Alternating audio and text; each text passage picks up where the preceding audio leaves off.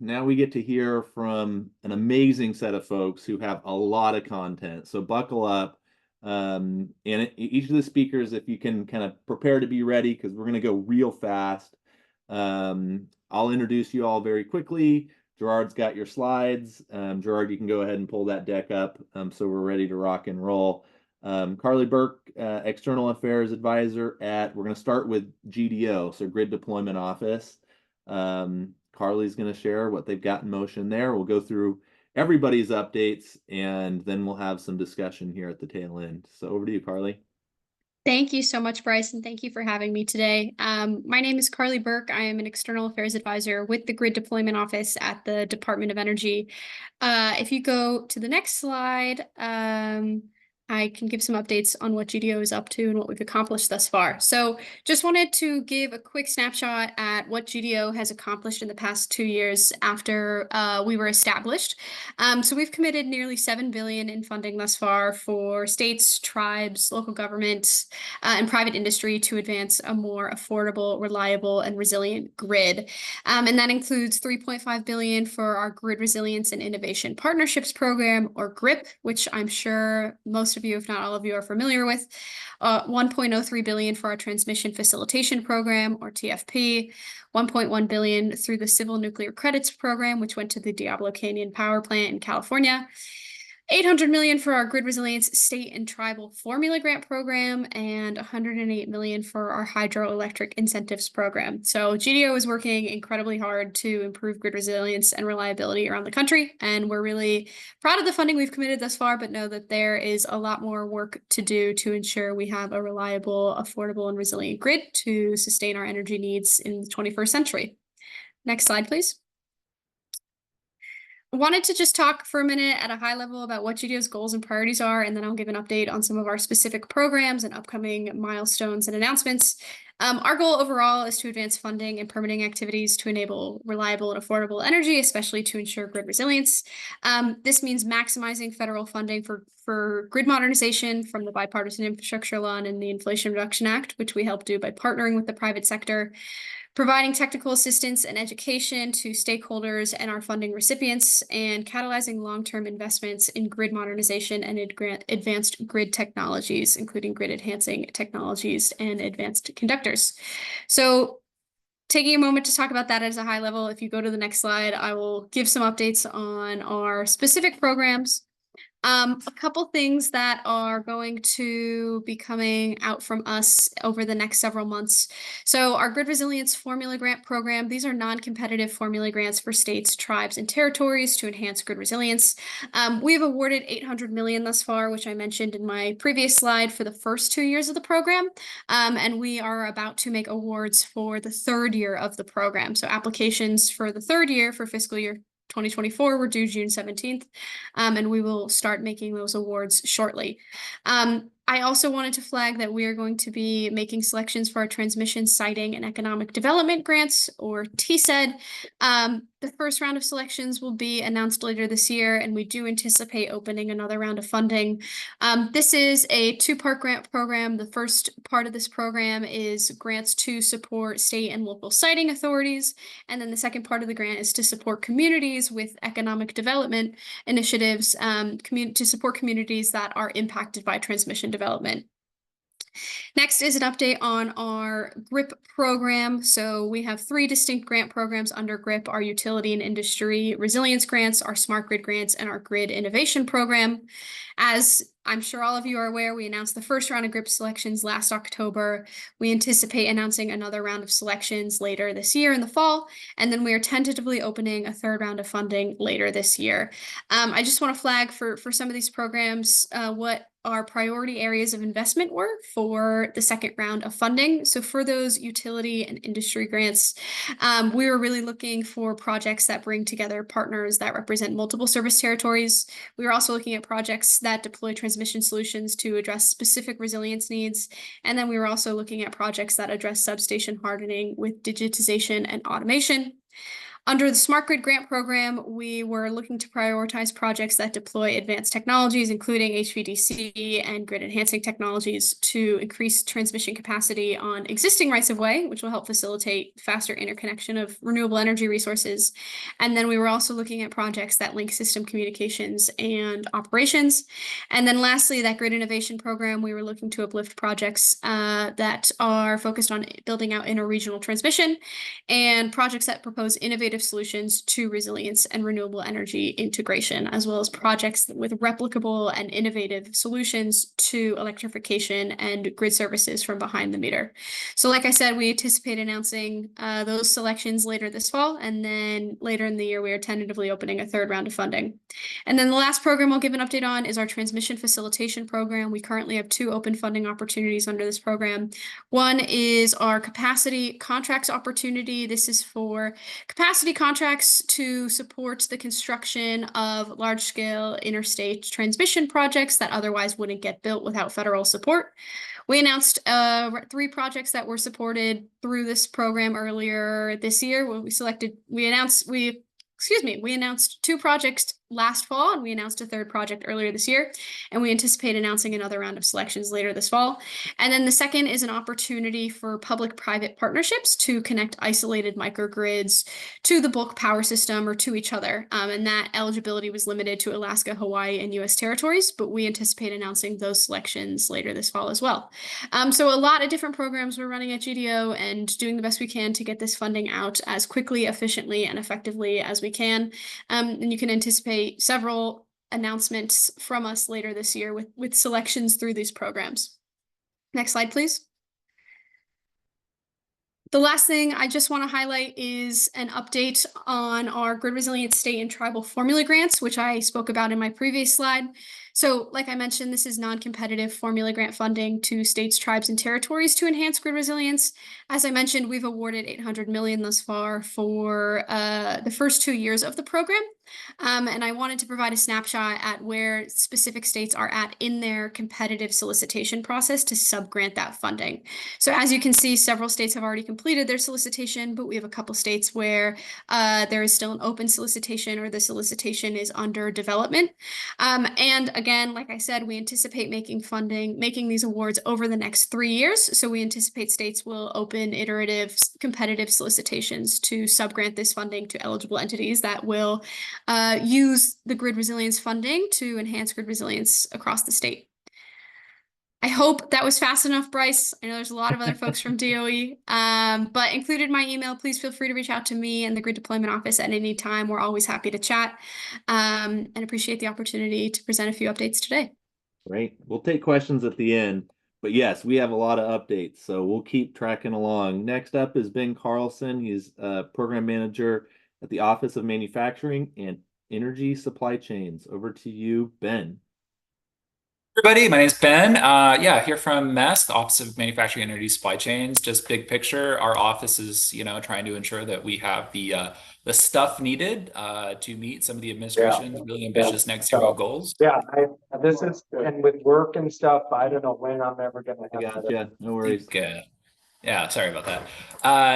We're trying to, basically be the how of the energy transition and ensure that, we are going to have the components, the transformers, etc. we need to ensure that the grid can handle all these ambitious electrification goals.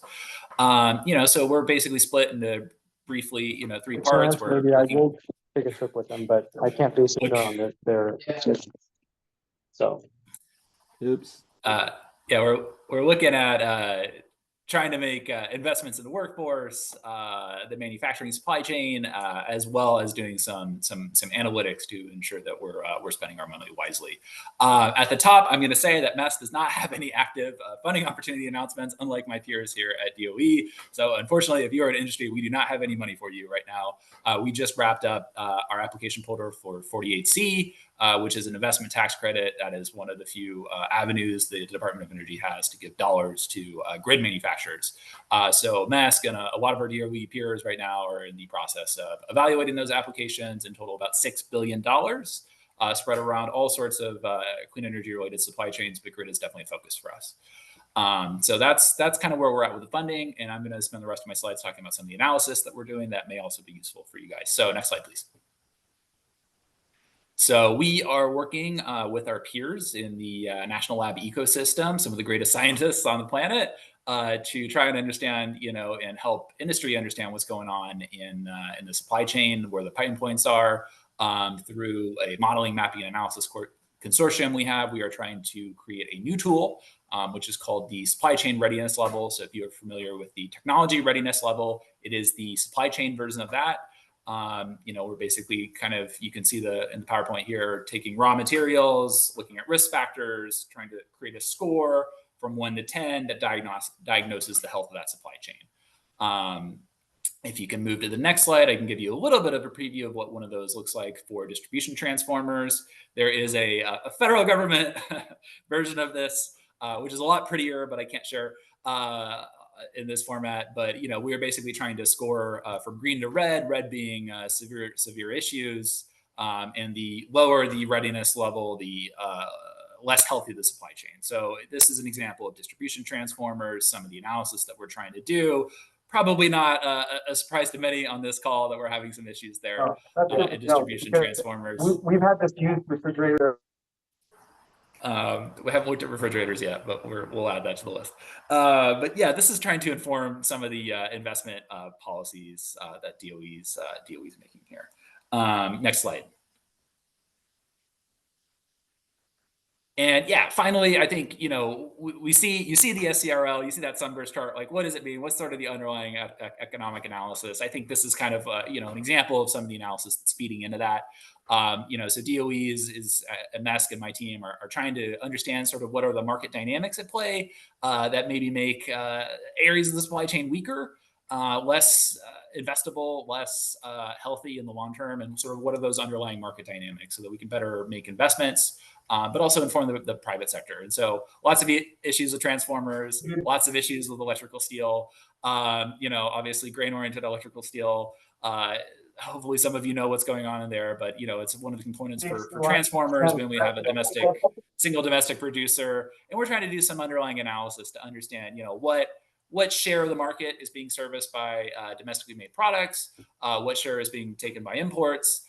Broadly speaking, we're looking at this from a North American wide perspective too. So really, we have a North American grid, looking at a North American supply chain for grid components, it seems to make sense. So that's just an example of some of the underlying economic analysis. So big picture takeaway, MESC, we're trying to ensure that we have the stuff we need to meet the energy transition, but also, do some of the analysis to inform both industry and the federal government. So there's a shared version of understanding of what's going on with supply chains. So with that, I will pass it over to my peers. Hopefully some of those peers have money for you guys, and thank you for your time.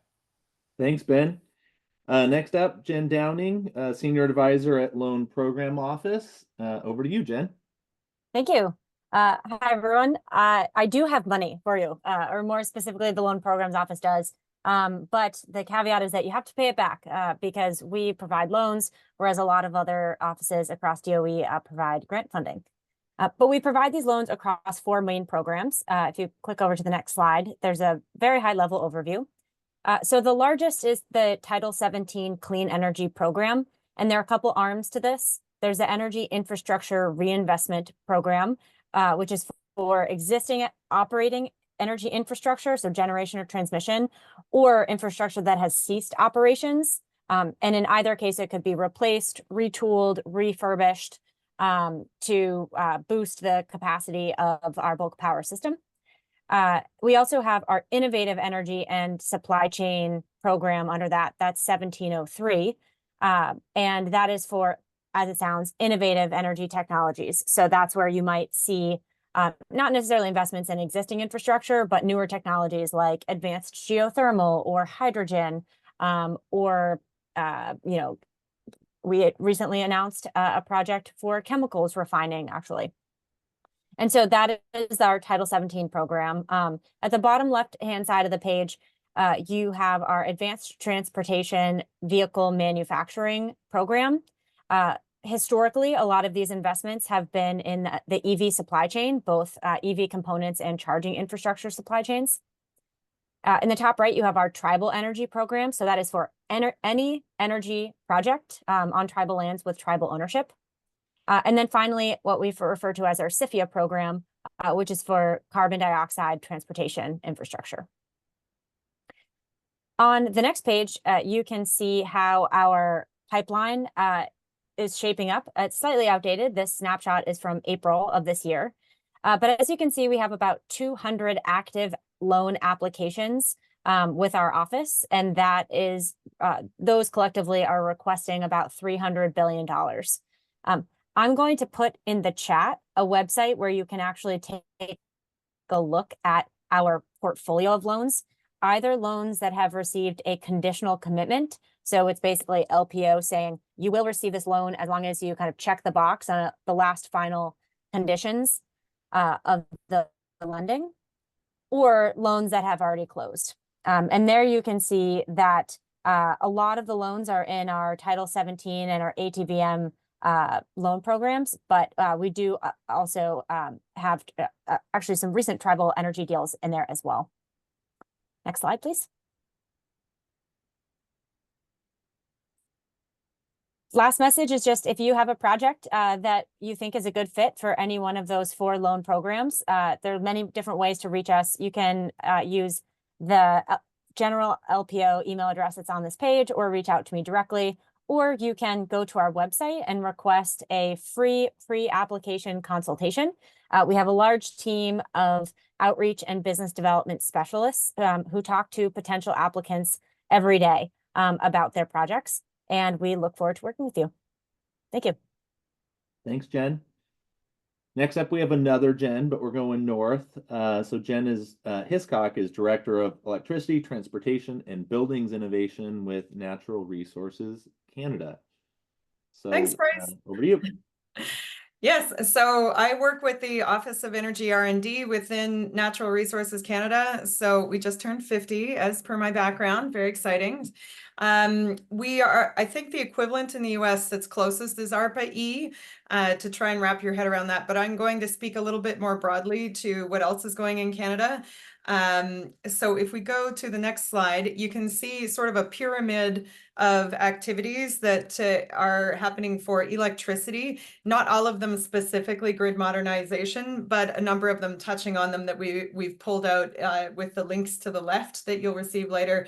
But you can see this was released in 2023.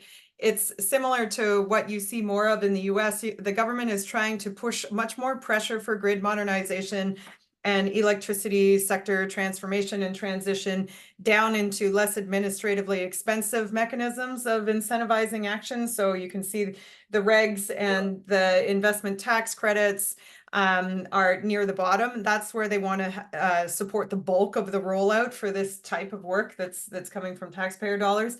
Then you get the strategic finance, which includes the Canada Infrastructure Bank, which is like your loan programs office in the US. And also the Canada Growth Fund, which makes investments in debt and equity or hybrid offers, including contracts for difference, and also buying carbon offsets and trading them onto the market using our pension funds. So a lot more of the pressure is to try to get projects closer to commercial deployment ready, lower risk, but wanting to go large scale and get them out through those mechanisms. Then at the very pointy top is our granting programs that you would be used to, either contributions or grants. It has a technical implication in Canada, but either way, this is where I live, up at the top here. So the Office for Energy R&D funds R&D and demonstration projects, both led by the national labs in Canada, but also by utilities, private sector, academia in that space. So we've highlighted a couple of programs that you'll be able to follow the links to later when you get the deck. And you'll be able to see what some of the investments have been in this space.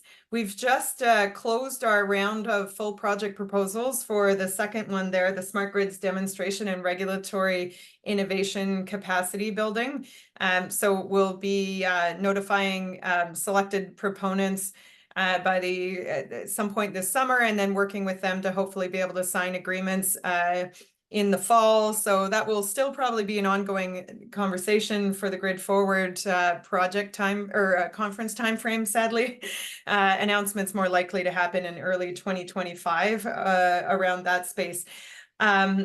But if we go to the next slide, I'll talk about an initiative that we have called the Innovation in Electricity Regulation Initiative. And this just acknowledges that, you know, our comfort zone is funding technology advancement and demonstration. But the deeper we got into this conversation about grid transformation and transition, we realized that technology is often, sadly, the easier part to solve. And the more difficult part to solve is figuring out these business models and how to address regulatory barriers and other challenges around kind of the institutional ecosystem that the grid is governed by, lacking a FERC equivalent in this country. So a lot more dedicated effort is being put into, is there a way that the federal government can fund projects and invest in utilities that allows for the experimentation and production of evidence that could support what needs to happen in the economic regulation conversation, to either be able to improve or increase the amount that utilities are able to innovate in this country and show that that is actually a good use of customer dollars through the rate base, in order to facilitate a faster and more affordable transition for customers, but also to figure out how can we better complement the federal taxpayer dollar with the rate base dollar investment in some of these projects, because neither one single-handedly is expected to be able to fund all of the investment required in this space. So this initiative is looking at, is there a way that we do our federal funding that can allow for sort of an innovation approach or regulatory experimentation, to figure out how moving from having this mature industry just trying to be more efficient into a transitioning industry that's going to have to plan, design, operate the grid very differently than it had in the past. So we've got a couple of products that are expected just later in the summer and the fall, that are going to talk about, province by territory, what do we see as innovation readiness for the regulators across the country, and also understanding how a federal government might adapt to these needs. The next slide talks not about our funding, but our sister office within NRCan. So they just got recapitalized with $2.9 billion to the Smart Renewables and Electrification Pathways Program.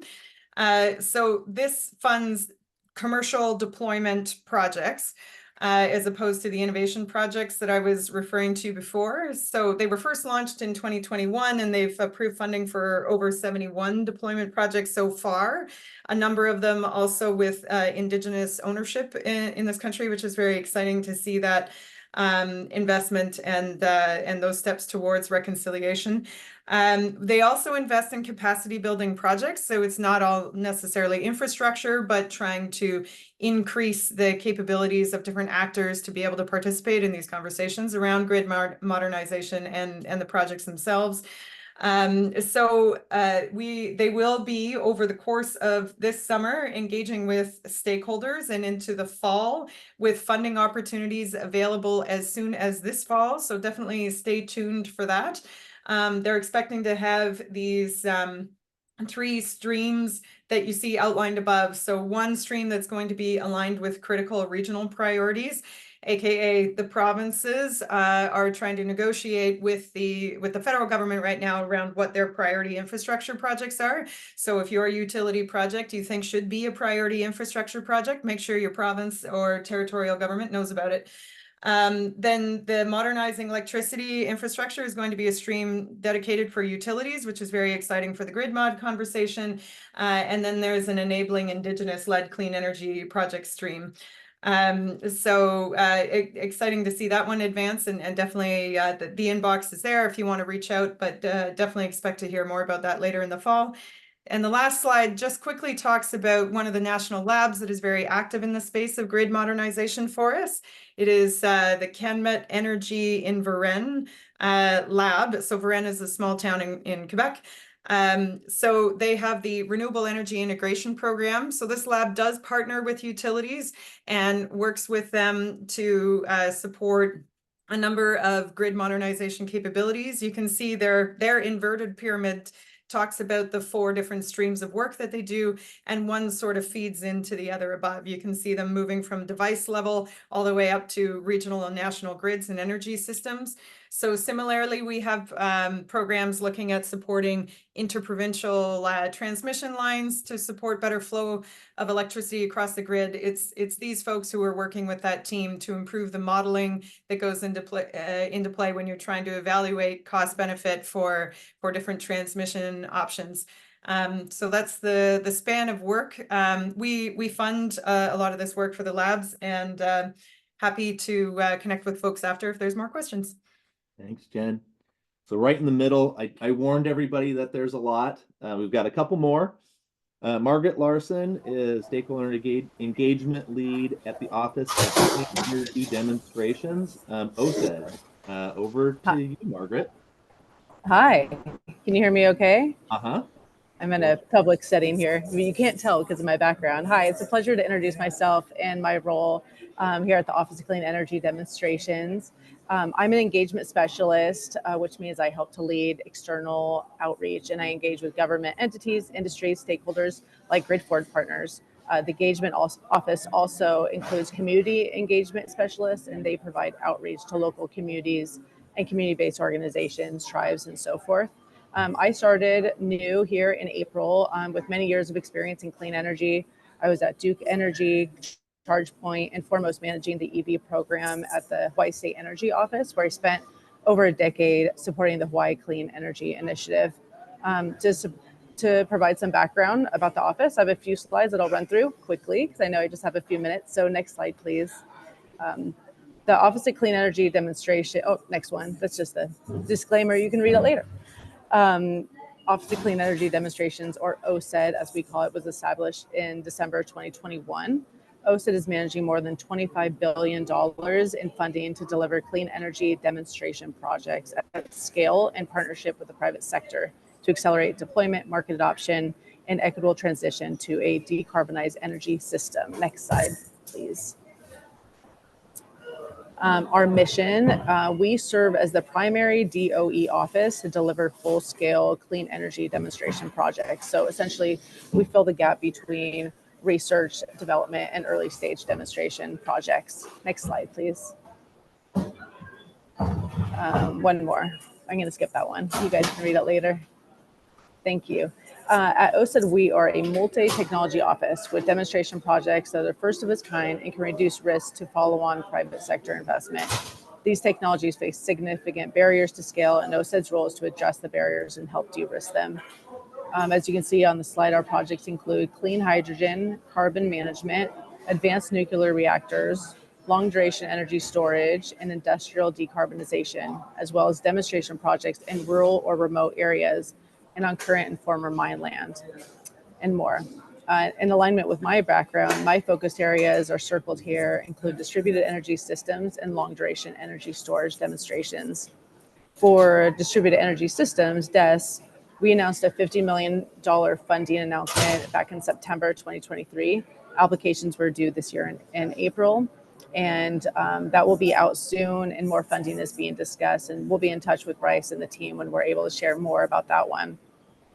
To advance LDES, or long duration energy storage technologies, in September 2023, OSED announced up to $325 million for 15 projects selected for award negotiations. And currently we're finalizing negotiations and awarding for the LDES demonstration funds, and are currently announcing awards every Wednesday. Yesterday, we announced close to $1 million for Smartville Phase 1. That project seeks to demonstrate the viability of repurposed lithium-ion EV batteries and LDES systems across a range of use cases in multiple locations. More details are on our website about that, as well as all the other projects that we'll be announcing every Wednesday. We have project fact sheets, as well as community benefit commitment fact sheets. Next slide. That's it. I know that, it's so important. Engagement with the private sector is a key to our success. So please reach out. I really look forward to working with all of you and getting to know you. Thank you. Thanks, Margaret. Next up, Eric Rollison, Assistant Director for Risk Analysis, Resilience, and Recovery for CESER. I will let him describe his acronym. Over to you, Eric. Thank you. Appreciate the time to chat here. I'll be very quickly. CESER is the Cybersecurity, Energy Security, and Emergency Response Office within the Department of Energy, which was created in approximately 2019, pulling kind of aspects out of the Office of Electricity previously. CESER's primary mission is focusing on not only those attributes of cybersecurity, energy security, and emergency response, but also resilience and security of our infrastructure systems. Next slide, please. So CESER has a kind of a broad scope and focus of coverage where we kind of work through a variety of threats and hazards. We can continue forward. Next slide. I always kind of introduce this slide, showing all the interdependencies in between the electricity system and critical other energy sectors, as well as overall sectors, whether that's transportation, communications, IT, natural gas. There's an interdependent aspect where electricity is core and center to everything that is being worked, not shown, but also core to this dependency map, which is shown here, is the financial services sector and understanding kind of the financial components of how we're undertaking these activities. Next slide. Our work here at CESER is CESER works as the Sector Risk Management Agency, which is a defined statutory term. I'll get into that in a second. CESER is the Sector Risk Management Agency for the energy sector and is kind of works on these activities in support of national critical infrastructure security and resilience on behalf of the nation. We collaborate and coordinate across a variety of stakeholder groups, whether that is through kind of a variety of kind of state SLPP groups, whether that's through government coordinating council groups, or with industry councils overall. Next slide. So one of the key aspects here, and I just mentioned it briefly, was there was a recently issued national security memorandum signed off by the president on April 30th, if you're not familiar with this.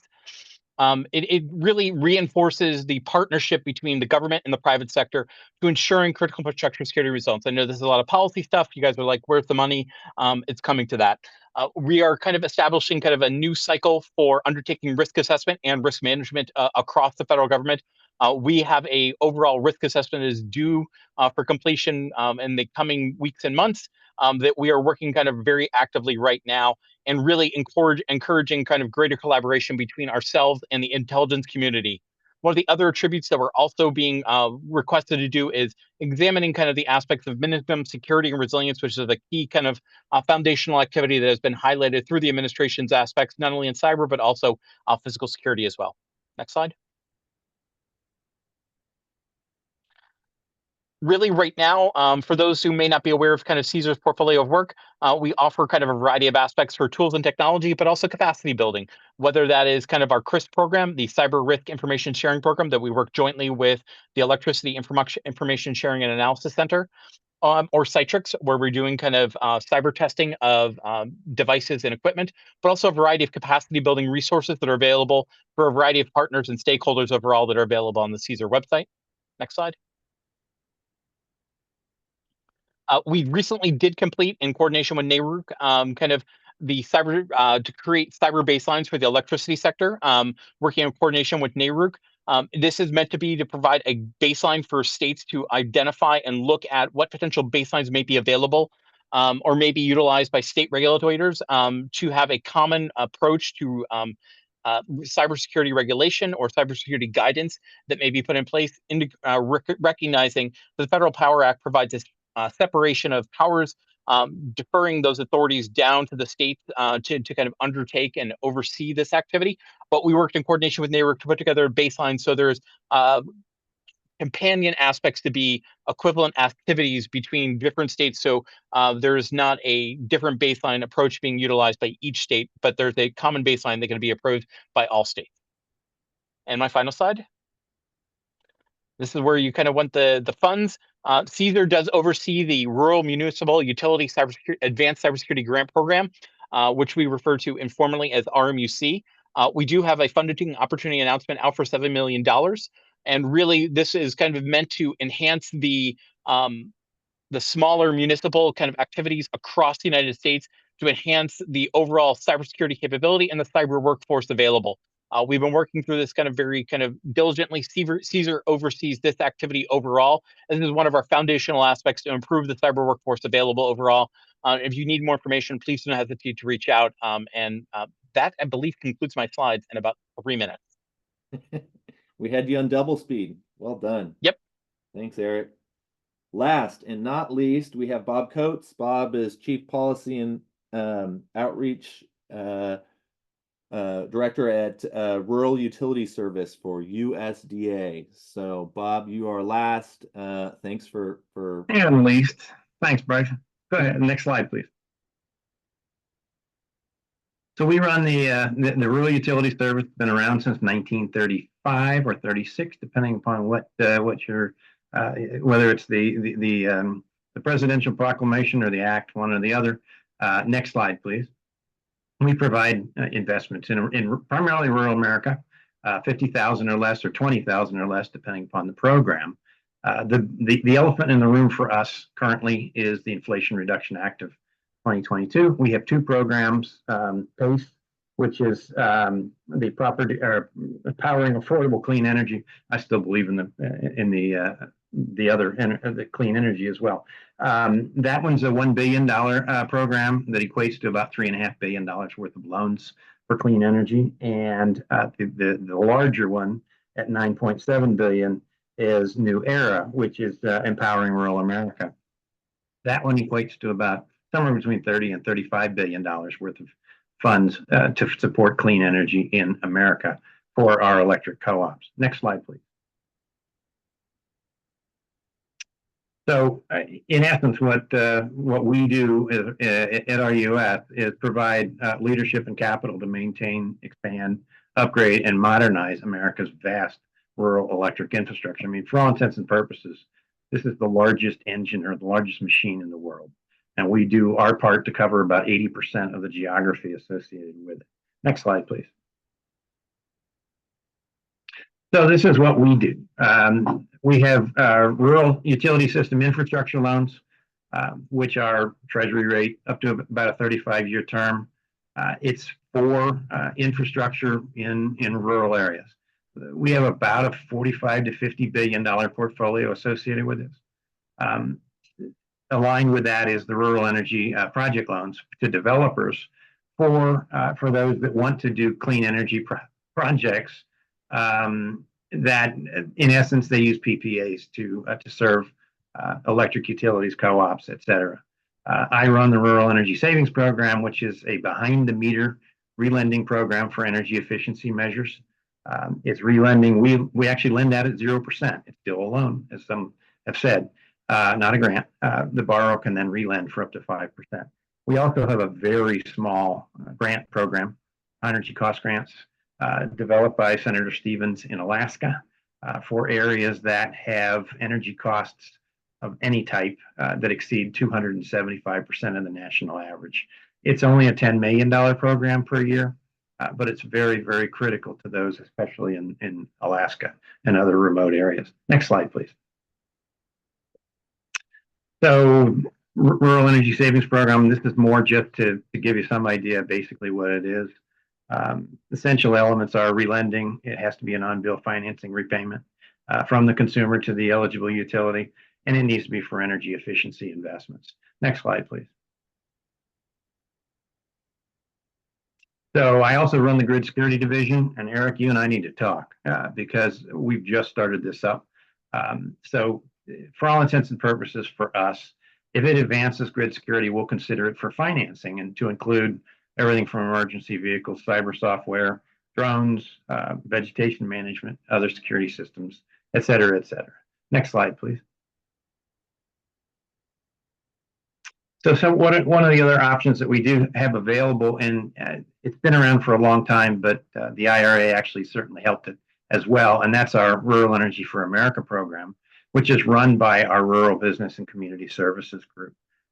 It's primarily behind the meter, primarily for farms and small businesses in rural areas, but it gives them the opportunity to provide for renewables, clean energy, et cetera, et cetera.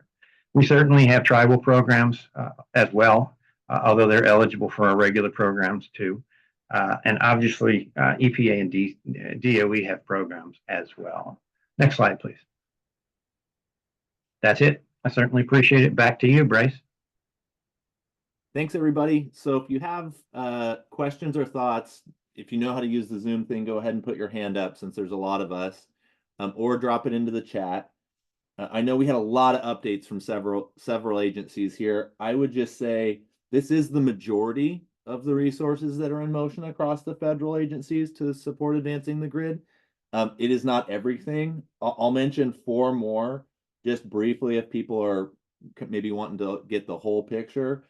The Office of State and Community Energy Programs has quite a bit of money going through it for the energy efficiency block grants and the consumer rebates. EPA is managing the Green Bank, as it's casually being called. And the Joint Office of Transportation with DOE is doing a number of the areas of work related to the deployment of charging infrastructure. And then, of course, you have Treasury directly managing the incentives for the credits. But in summary, obviously, a ton in motion. This is recorded if you want to go back. But is there any questions or thoughts that folks have for the full group or somebody specific? I know we may have lost 1 or 2 of the contributors, but go ahead and come off mute if you'd like, or throw it in the chat, and come on in. We've got just a couple more minutes here. I'll throw one over to you, Bob. As far as New Era, I heard that it was very heavily subscribed. Have you all announced the funding for those projects? Is that still coming? It's in process. The same with PACE. I think we got most of those out. Realize that between the 2 programs, we received over 500 letters of interest. So 150 or so, 160 or so for New Era and the rest for PACE. So an awful lot of work for a program that already produces 125 loans a year. Most of the programs we've been tracking have been highly participated in, so it's been a very competitive process to be receiving the awards. Question towards CESER. Let's see, Eric. Joe, do you need any more context on that as far as the baseline report? No, I was just curious if this is wholly new, or how does it align or include any of the FedRAMP, guidances? Hey, Joe, it's Eric. Thanks for the question. More than happy to drop kind of the link in the chat or kind of get back to you. This is meant to kind of be incorporative of kind of all guidances, but meant to be in line with the cyber performance goals that CESER issued as well. Okay. Great. I'm trying to see if Ben's still on. Ben, I had a question for you. I know it's not public information for round 1, and I know you haven't decided on round 2, but maybe orders of magnitude, generally speaking, how much of the 48C is going towards kind of advanced grid and critical grid components? Yeah, let me pull up the orders of magnitude right here. So there is a list of round 1 grid-related projects in the chat. Unfortunately, due to the nature of the program, it's all like taxpayer information. So I've been assured that the IRS will personally audit me if I say too much about the program. But we have about 8 projects specifically grid-related that I can talk about from round 1. $4 billion in round 1 funding was given out, and there is a press release somewhere. I'm trying to find why it's talked. Give me a second. Okay. Maybe I can drop the link in the chat and we can go on to another question. Margaret, I had a quick question for you. Some of the bigger dollars are in the clean energy hydrogen hubs. You guys have announced a number of those programs. How much of the available resources have you already announced, and what's still to come at OSED? Yeah, I'm not sure about the hydrogen, but I'd be happy to get back to you on that. For LDES and for distributed energy, LDES, an announcement will be coming out soon. There's additional funding there. On the distributed energy, I know that they're in discussions to see if there's available funding. I'm happy to get back to you about hydrogen hubs, though. I'm not quite sure if all that's expended or not. I'll let whoever wants to weigh in. I'll kick it to you first, Carly, but this is kind of a question for everybody. You know, a lot of these programs had maybe a 5 or even 10-year runway, and you guys are 1 or 2, some 3 cycles in. You know, what happens ahead? What happens ahead for this funding? Is it especially dependent on how, you know, November 5th plays out? Is there some security around continuity of these programs ahead? I guess maybe Carly, if you can generally react, and then if others have stuff they wanted to be able to add to that. Yeah, sure. I will go first. I will also respond to the question we just got in the chat about anything we can share about overall submissions for Group Round 2. We cannot share that right now. Unfortunately, I cannot share how many applications we received or concept papers we received per topic area. I don't want to promise that we'll release that information after we announce the selections, but there is a chance we are able to disclose how many applications we ultimately received after we announce the selections.